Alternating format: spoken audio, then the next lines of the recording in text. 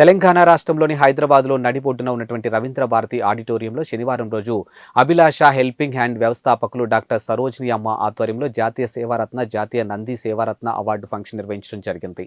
ఈ కార్యక్రమంలో ప్రకాశం జిల్లా గిద్దలూరుకు చెందినటువంటి art of living yoga teacher BS Narayana Reddy జాతీయ సేవారత్న ప్రముఖులచే అందుకోవడం జరిగింది.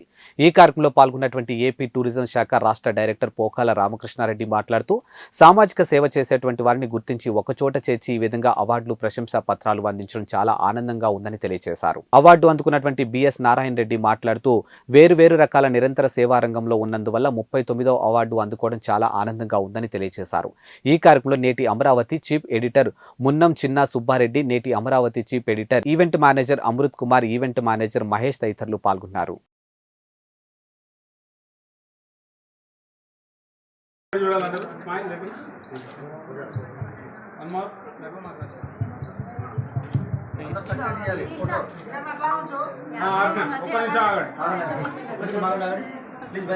విజయవాడ నుంచి వచ్చిన సక్క తీయాలండి.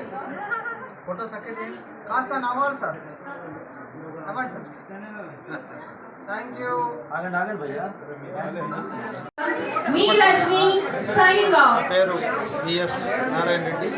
కార్యక్రమానికి ఈ అభిలాష హెల్పింగ్ హ్యాండ్ ఫౌండేషన్ కోసం విరాళాలు ఇచ్చేటటువంటి వారు మేడం గారిని సంప్రదించి మరి పేద ప్రజలకు విధోచితంగా సేవలు చేస్తున్నటువంటి డాక్టర్ సరోజిని గారికి మరి మనం కూడా చేయూతను అందిద్దామని చెప్పి మీ అందరినీ కోరుకుంటూ ఇలాంటి కార్యక్రమాలు ముందు మరిన్ని నిర్వహించాలని. థ్యాంక్ యూ అండి. మరొకసారి హెల్పింగ్ హ్యాండ్ అంటేనే మరి అభిలాష అంటేనే సరోజమ్మ గారు.